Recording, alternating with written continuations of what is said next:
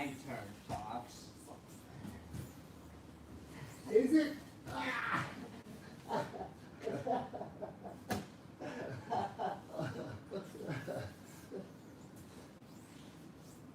Hi guys, welcome to episode 21 of the daily antivirus edition of Roll with the Fox. So 21. So guys, please start commenting what your favorite episode has been and why, because it's going to help us. And some of you have already done so. I tried to read all the comments, and if they're actually underneath the live thread, then I read all of them. If they're in other places, Mike will usually ferret them out for me.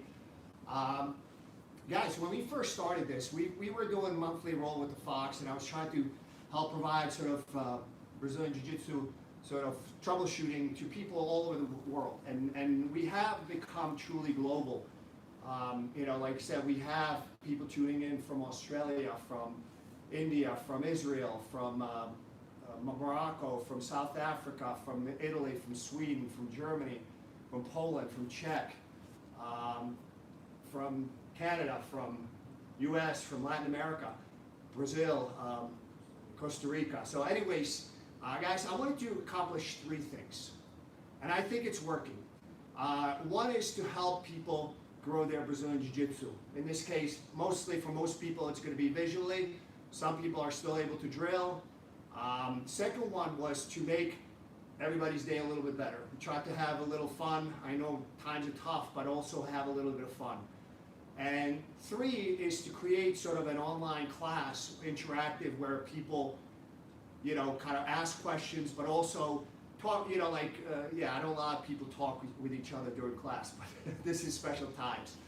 And yesterday, I've been getting nice messages, constantly, but yesterday I got a bunch of messages from different people saying that this is the highlight of their day.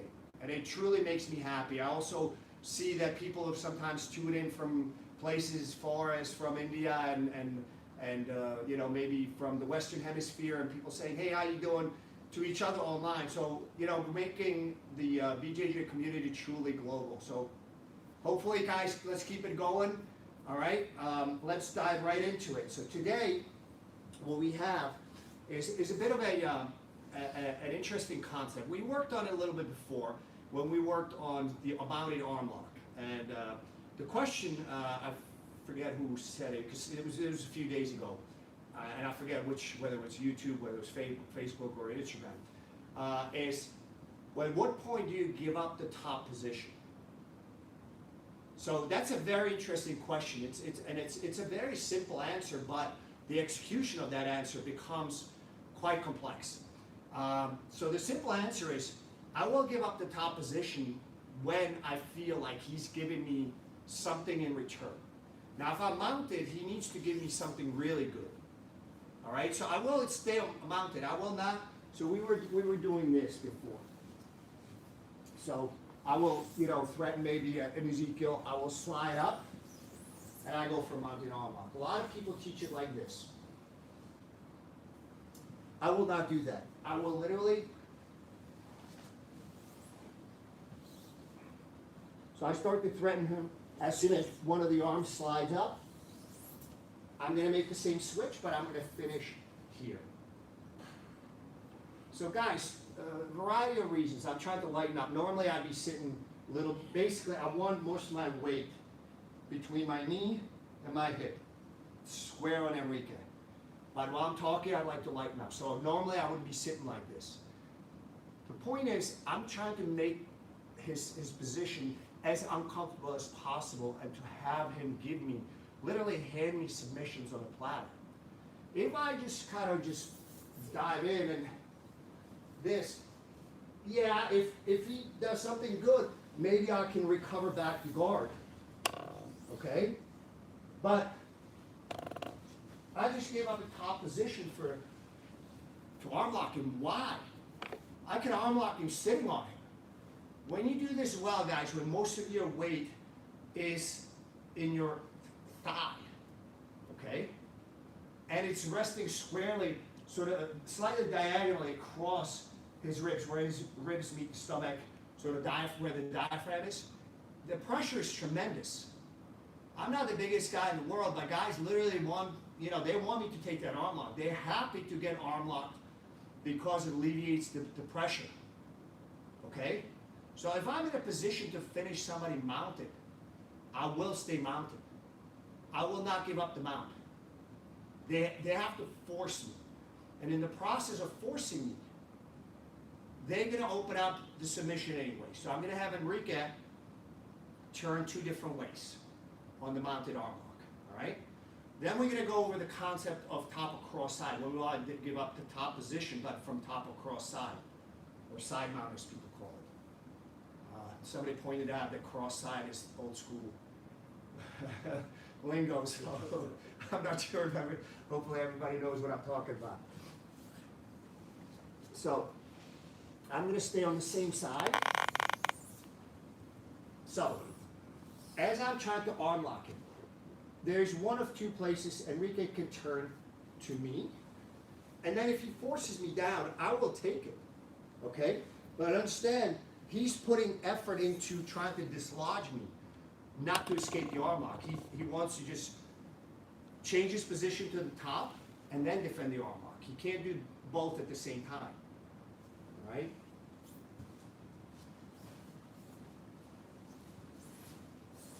So as I'm stepping over, go ahead. Oh, you go the other way, guys? I just arch into it. Be careful with this escape. If you got somebody that's, I don't know what the right way to say it. No. That's an arm break. The guy on top, if he doesn't have, let's call it this way, he doesn't have as good a control of his hips or gets overzealous on the submission. Because when I'm going belly down on an arm lock, you really tend to lose a little bit of sensitivity. And therefore, when he goes the other way, the belly down arm lock is really brutal. All right, so be careful with that. But it doesn't matter which way he turns. I have the finish. But he basically makes it kind of harsher on himself.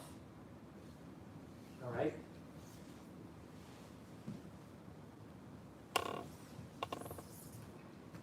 So here, it doesn't matter which way he turns. Try to pull your left elbow out. It's just not going to happen. All right? Now, I did not fall. He made me. If he doesn't make me, I'm sitting on him the whole time.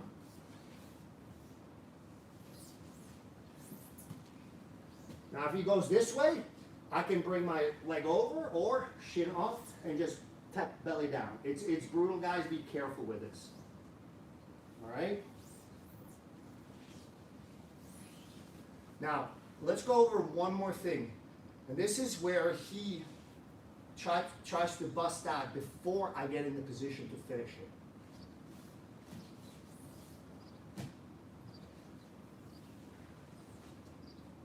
So,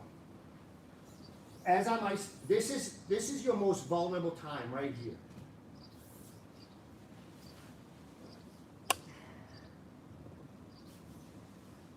Tap. All right? So, where that comes in handy is, I did not set it up properly yet. Well, maybe I would have if I had more time, but the guy busts out at that right, correct split second, which is the best time for him to do that is when you sort of sliding up and as you sort of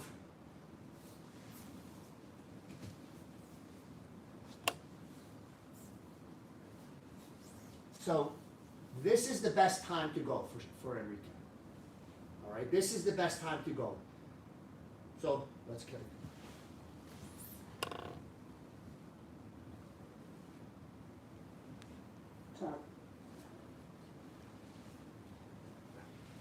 So what you need to do is have your attack precise. So that way he's in danger even if he does bust out at the correct moment. 2, you need to have an understanding, backup plan. What is the backup plan? You just saw 2 of my backup plans, but they both led to an arm lock. So the interesting part about that is the backup plan is we've talked about it, I forget which episode about the arm locks, is you have to play with the angles and the fulcrum. And in the first one, the first time he sort of escaped, he escaped in a weird angle. And you know that anytime somebody defends their elbow in an arm lock, what do we do? Where do we try to switch the pressure? Okay. Guys, who's with us and who can give me the answer? So anytime the guy, if he's in danger of an arm lock, he bends. Where do we transition the pressure into? We just adjust our hips slightly and the pressure goes from the elbow into... YouTube, Byron Lowe says attack the shoulder. Instagram, Bobby Kletcher says shoulder. Yes. Yes, guys, that is correct. So, that's sort of where things are transitioning. So again, if I'm gonna be on top, I'm gonna set it up in a way that's gonna be very hard for him to bust. So he has to bust out at exactly the correct moment. There is a split-second moment when you're vulnerable to turnover, and that's when you have to make the adjustments, but you should still be able to finish with some sort of a modified arm lock, okay? So that's sort of, how do I give up the top position from being mounted? He has to basically force me, all right? Now, we're going to transition, which is a little more, this is more complex or more complicated. When do I give up the top position if I'm on top cross-side or side mounts? So the new school people refer to it, I guess. Guys, do we have any questions on what we went over so far? Yes, Mike, what's the questions? So on YouTube, Byron Lowe says, thank you, Fox. I look forward to these daily. And his question is, thank you. If he keeps his elbow heavy as you climb up and you can't fold your foot under his elbow, what is your go-to follow-up? Which elbow? The far. The far side, okay.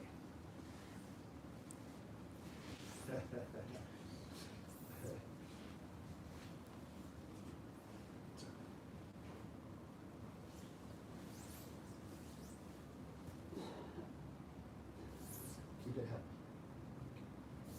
Keep it low. Sure. I'm not even arm locking it. I just want you to feel. Can you turn your head so they can see the? No, we gotta go the other way.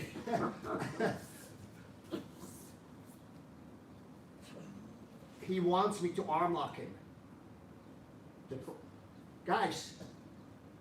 Yeah, this is.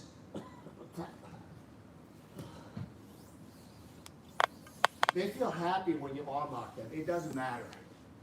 That far side elbow, keeping it low, doesn't really help him. Yeah. 155 pounds this morning. Pure muscle, guys. Well, I'm sure. So, Byron, does that answer your question, or do you need to see it again? Good. It doesn't matter. Even if he's manages to somehow bring the leg over, so we're going to do that, bring the leg, sort of sweep it off his head. It doesn't matter. So as he's doing it, yeah.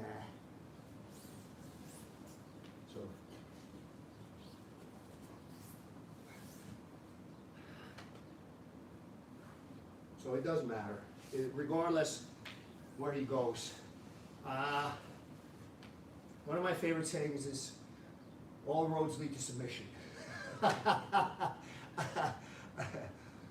By the way, guys, we did, after one episode, we filmed like Enrique and me flow rolling and sort of slowly accelerating the pace, and I'm going to try to narrate it hopefully this afternoon, so we'll put something out. It should be at a minimum 10, 15, maybe 20 minutes of stuff, so you can kind of see some of these concepts and submissions in action. And I'm going to try to give you my 2 cents as I'm seeing things, how we help set it up. Do we have any other questions before we move on to top of cross side?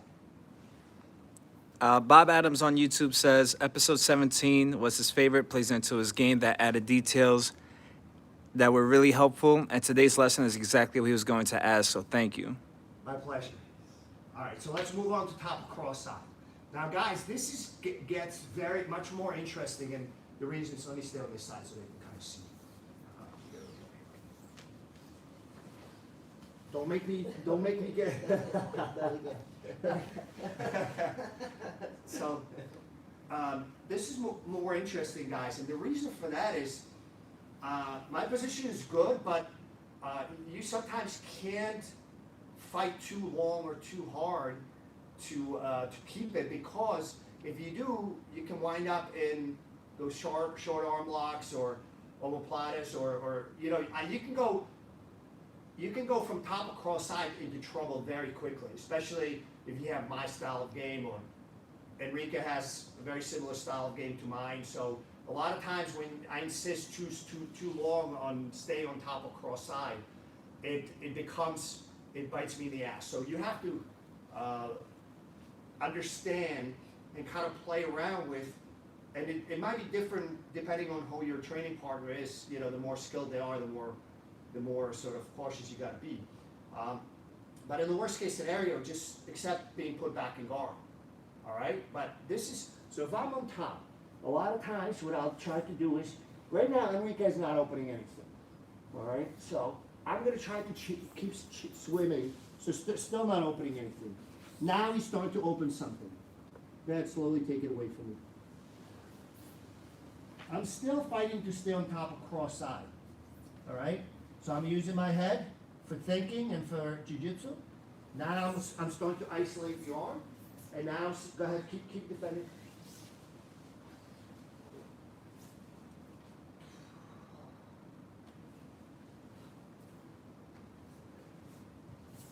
So you can see I'm constantly sort of moving, so he has to keep changing his escapes.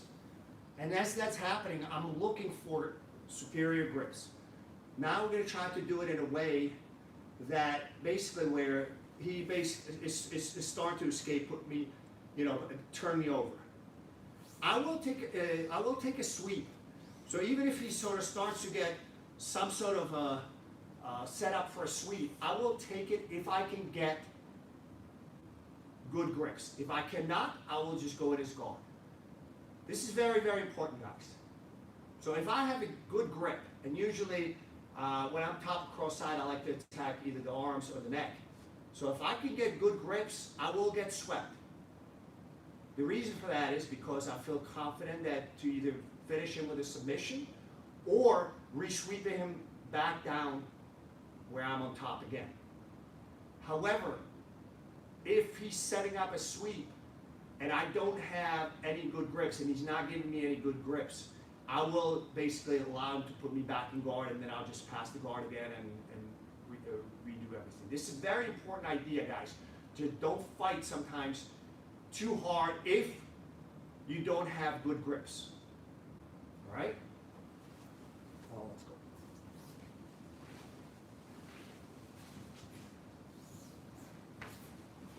I have a good grip. I'm letting him sweep me.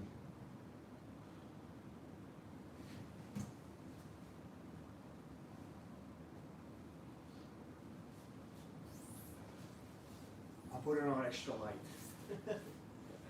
Got flashbacks. Yeah. Now, don't let me get good grips.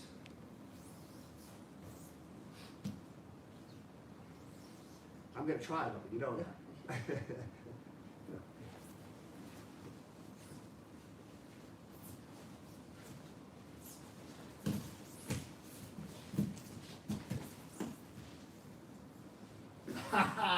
I got good grips. All right, but you saw that as he was coming up and he was threatening to transition, I kept going into him. I kept threatening him to put him down until I got good grips. Okay? So I did not just fold. I did not, I kept threatening him until there was a bit of a moment, it could have gone either way. All right? But if I kind of just kept pushing my hips forward, which made it difficult for Enrique to sweep me, turn me over. And until that point, you know, I was sort of still hunting for good grips. At that point, well, I put my hips forward. If that failed, so we're going to try to recreate that. You're going to see my hip movement because at that point, I tried to fight it a little too long.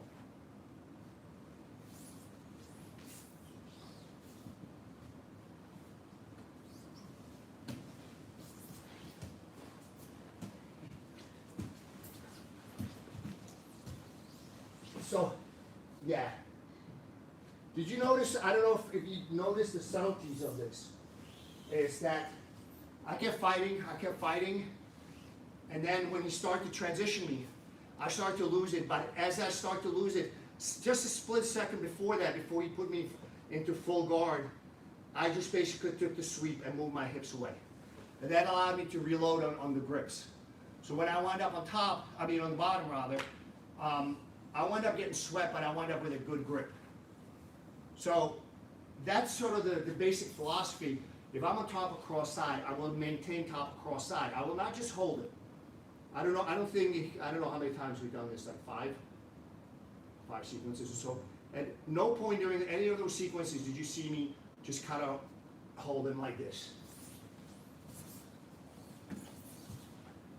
Go.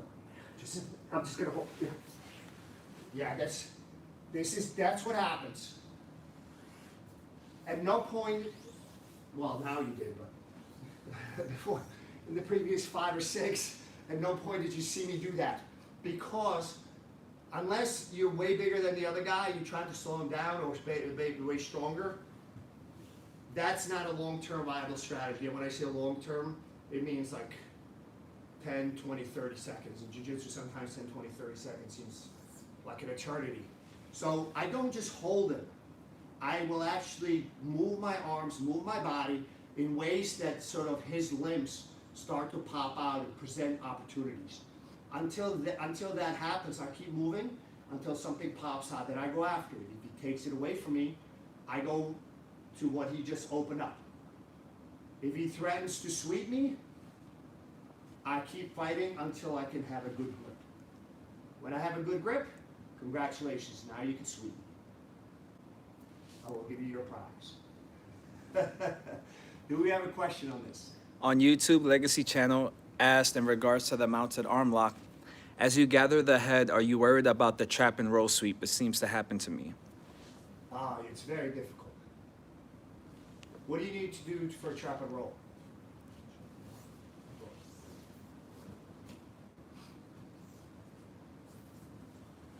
So, come on, trap and roll.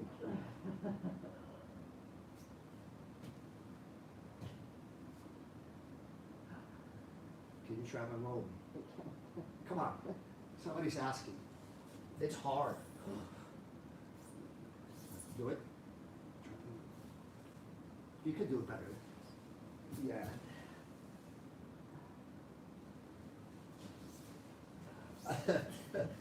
So when he's here, it's very difficult for him to trap and roll. He's saying before you turn into the transition. As you're sliding up. This is the hardest. This is your moment of weakness right here in this movement. Right here. No more. Yes? No more. You weak? Because, go ahead, trap and roll. Say hello to my little friend.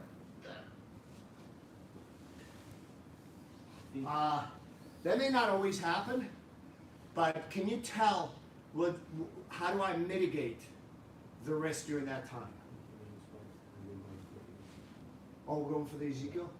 Do you mean When you're squared and you trap the head right before you slide up. Okay. Let me just go back over this one aspect, that I come back to your question. So once I'm here, guys, this is where you're most vulnerable. So I mitigate my risk by leaning heavily towards the other side. So I'm vulnerable going to my back. All right, so I try to lean as heavily as possible to mitigate that risk. Okay. Now I understand your concern. So that's why it's so important. So as I'm going for the Ezekiel, No, come on.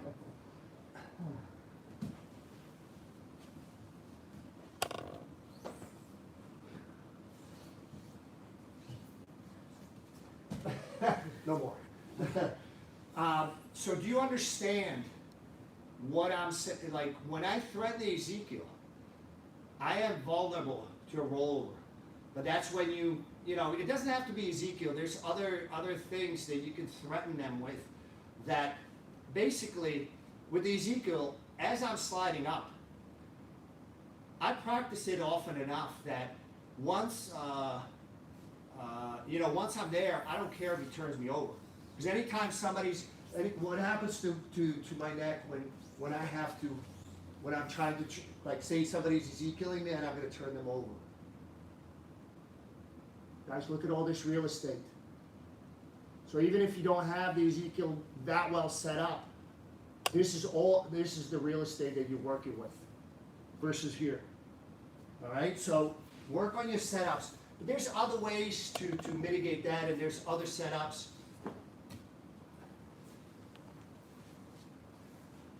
So I can just, so I know he can see.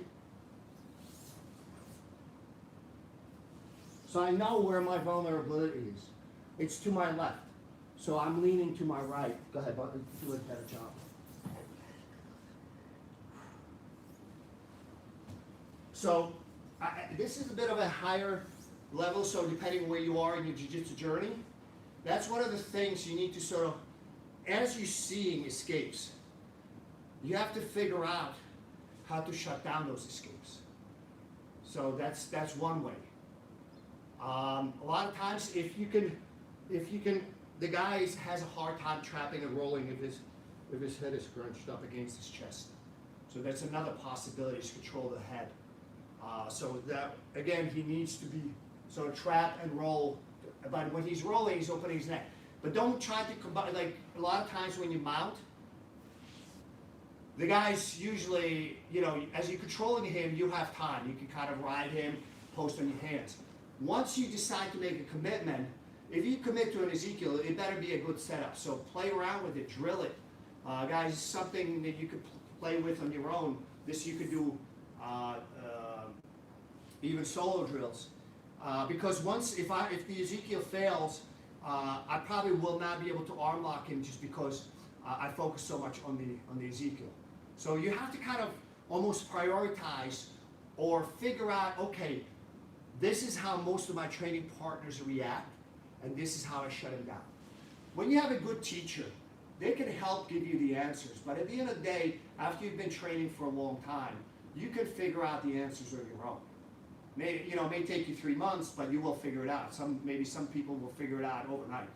For me, when I started Brazilian Jiu-Jitsu, I had a hard time, a very, very hard time. I'm not talented, I don't think. And a lot of the stuff, like when people, I get messages, oh man, I'd love to have Brazilian Jiu-Jitsu like yours, very fluid. Yeah, good pun, I like it. But guys, it didn't become like that for a long time. It was more, it's hard to have that when you first start out. For me, it happened probably the last 15, 17 years of my jiu-jitsu journey. The first, whatever it's 10, 12 years was more kind of like, okay, this is more sort of rudimentary, and that's not my style. I think what happens is as you training jiu-jitsu, your brain vortexes, am I using the right medical word? Or your sort of everything kind of gets almost like rewired, and things now start to become more intuitive for me. For me, I learn, if you give me a problem, I can figure out the solution. So I learn intuitively. So probably the next best thing for me is visually. Third, before that is hearing, but for me, intuitively feeling what he's doing to me, and I can figure out an answer to it. And a lot of times it doesn't take me that long, even if it's a fairly complex question. But you guys have to figure out what's the best way of learning. If I'm watching competition footage, a lot of times I'll just shut down the sound. I just want to see the movement. So probably that's my next strongest way to learn. I'm hoping that one of the things that I think a lot of people will be surprised once things start to get back to normal, how little of jiu-jitsu you've lost. Frankly, I think some of you will have gained jiu-jitsu without realizing it, even if you have not been drilling. One thing that we're going to have to be careful when things get back to normal, because I know what's going to happen. And I already heard some guys, like when they finally got their, they adopted their training partner into their household, is that haven't been training for 3 weeks. They go balls to the wall. Yes, it's an engineering terms, guys. Steam engine, when there was a thing that measured the speed of the engine, and the balls, like if it reached maximum speed, the balls would start to flare out. Balls to the wall. All right, but yes, a couple of people got it right. Balls to the wall, the next day they can't move. So think about that, guys. The first day is even first 2 days, and so again, I learn intuitively and visually.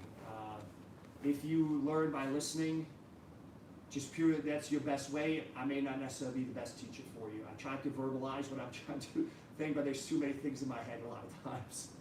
So I hope that answers the question. Or do we have a follow-up question, Mike? I know I went a long way around this. Yes, we have a few questions before we close out. On Facebook, Elotsa asked, when you're doing the Ezekiel, when do you insert your hand on the other side? Or do you do the fist? So I first go under the head. But as soon as I go under the head, I'm already leaning away from that side, because that's the side where you can roll. So I start to lean. And because I'm leaning away from the arm that's effectively trapped, if that's not going through, I can use that arm under his head to bring him up a little bit and disengage a little bit. So let's look at it. So go ahead.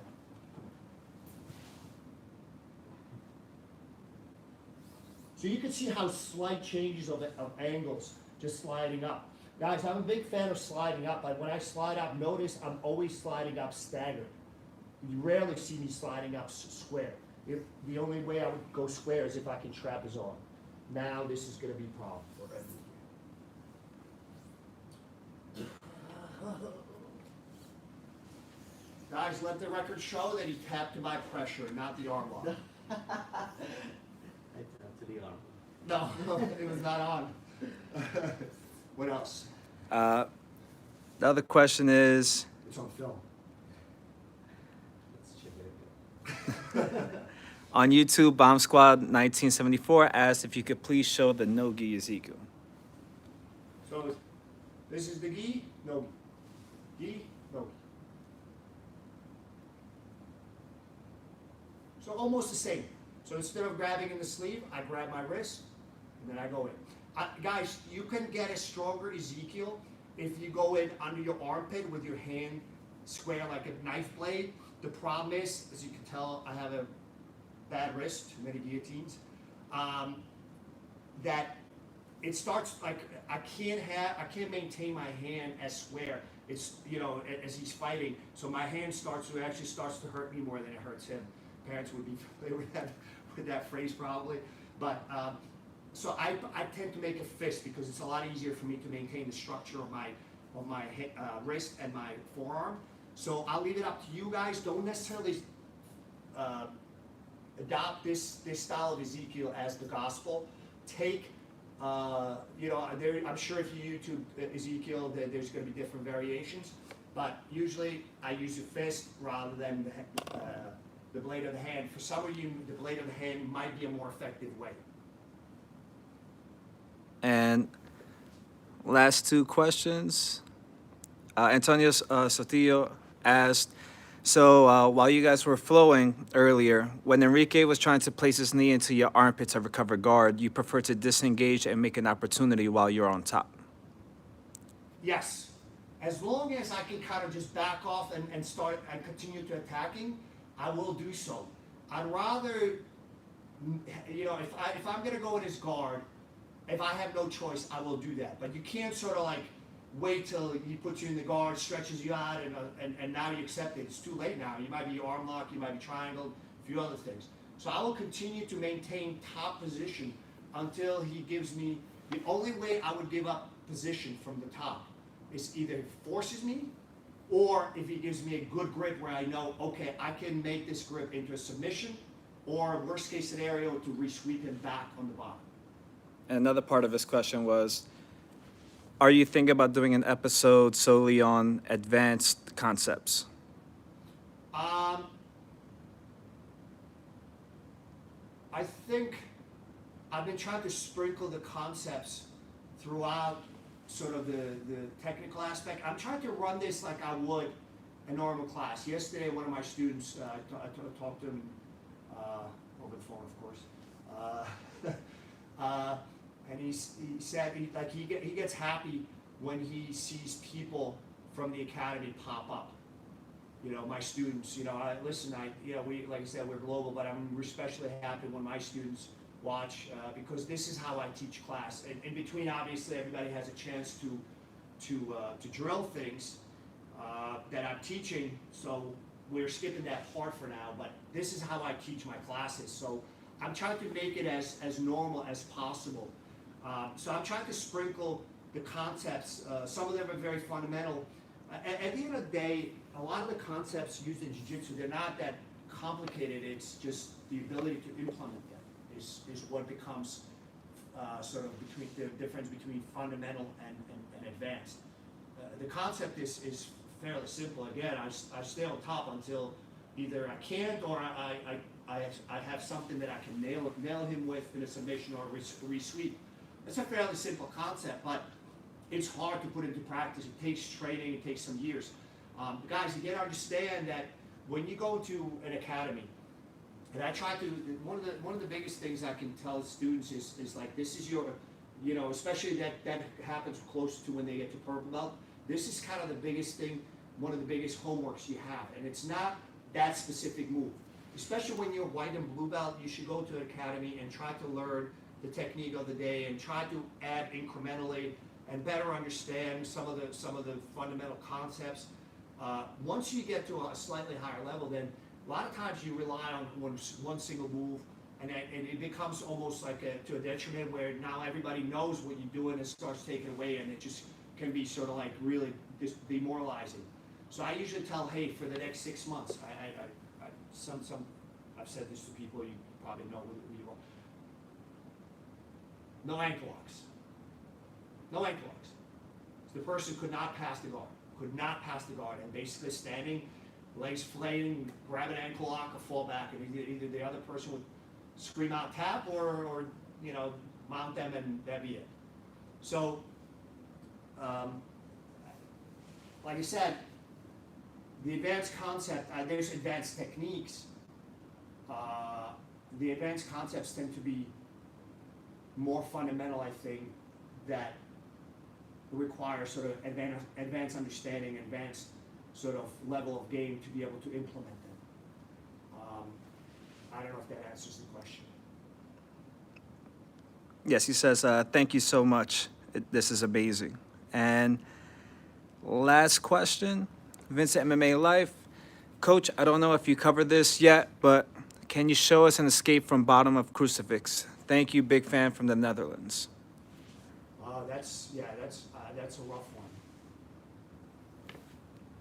Let's do it. Let's start. How do you want to set it up?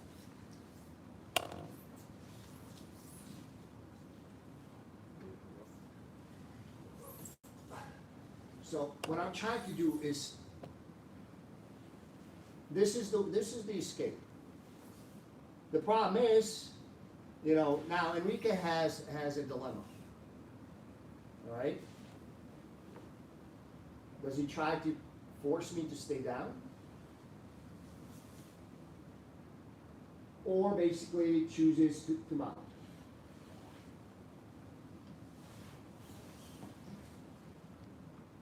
That's it. It's very simple. You can escape, but you're going to wind up in a bad position. All right? So we can look at it again. It can be escaped, but there's a very simple follow-up on that, and I use that all the time, all the time. I don't, this was a question somebody asked. I don't teach crucifix, crucifixes, crucify. I don't know what's the right. Anyways, as a submission. And the reason for that is because a lot of times people with, you know, kind of rougher game, they don't understand how quickly that can kick on and how quickly you can hurt somebody's neck. So, I don't teach crucifixes as a submission, I teach it as a form of control. I almost never submit somebody with a crucifix, almost never. I will generally speaking control them until they give me something else.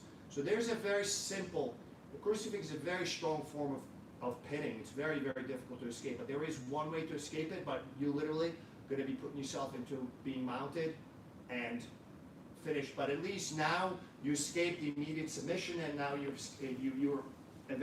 can continue to squirm and trying to move to wind up escaping. Let's look at it one more time.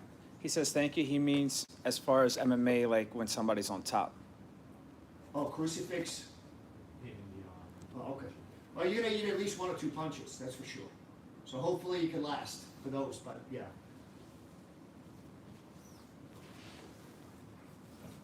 Is he talking about this? Yes. All right. So go. I don't have the D, forget. This should be. All right, let's do it again.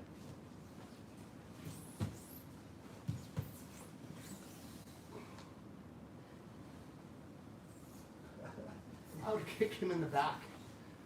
You know, I would literally, guys, you don't have time. There's no time to think about technique. You know, you have to react. The only way to do that when that happens, kick him in the back, get his base, and as soon as he's rebasing, you will rebase, and you will eat punches. The question is, will you eat 18 or 2?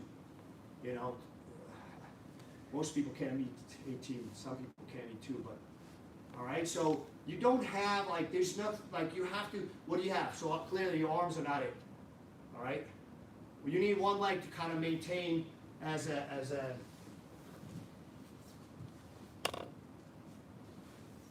and I'm looking, now I've created something. It's not perfect, I'm still in trouble. Okay, let's go. This would have been better. This would have been a better sort of no-gi question, but yeah, there's like literally one way you can pop them out. You know, there's no easy answer, no easy escape. That's why it's a horrible position. Anytime you're in a horrible position, do not escape. Do not expect an easy escape. All right, Mike, how long we gone over? 12 minutes over. Oh wow, guys, time flies.